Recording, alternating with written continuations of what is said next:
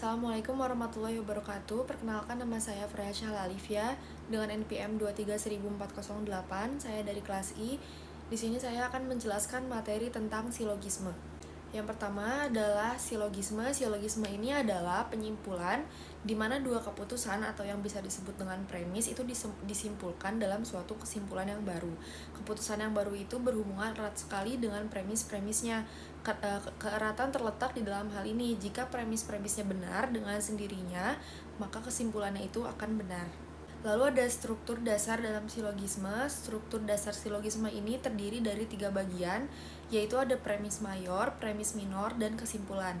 Premis mayor ini menyatakan generalisasi tentang suatu kelompok atau kelas, sedangkan premis minor adalah menyatakan informasi khusus tentang anggota kelompoknya tersebut, dan kesimpulan adalah kalimat yang menyimpulkan hubungan antara premis mayor dengan premis minor tersebut. Lalu yang selanjutnya ada unsur dasar dalam silogisme. Unsur dasar dalam silogisme ini terbagi menjadi 3. Yang pertama ada term mayor dengan simbol P, lalu yang kedua ada term minor dengan simbol S, dan yang ketiga ada term middle atau term penengah dengan simbol M. Term mayor ini adalah subjek dari premis mayor dalam kesimpulan, sedangkan term minor ini adalah predikat dari premis minor.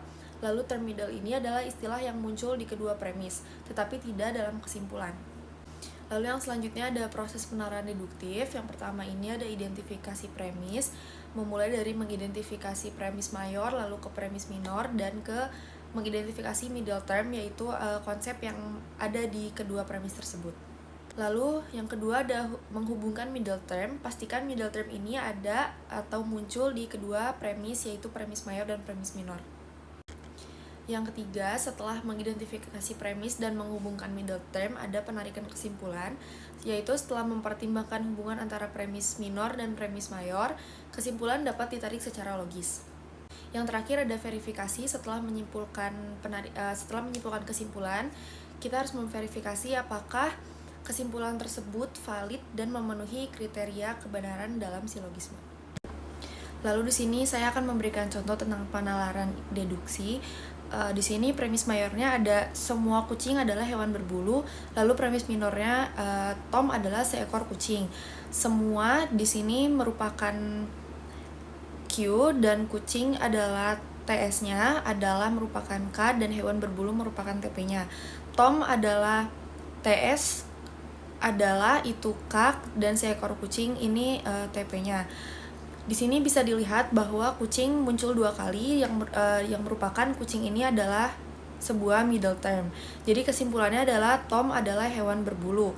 Tom sebagai S, lalu adalah, dan hewan berbulu sebagai P. Dalam contoh ini kita memiliki premis mayor yang menyatakan generalisasi tentang kucing, mereka adalah hewan berbulu.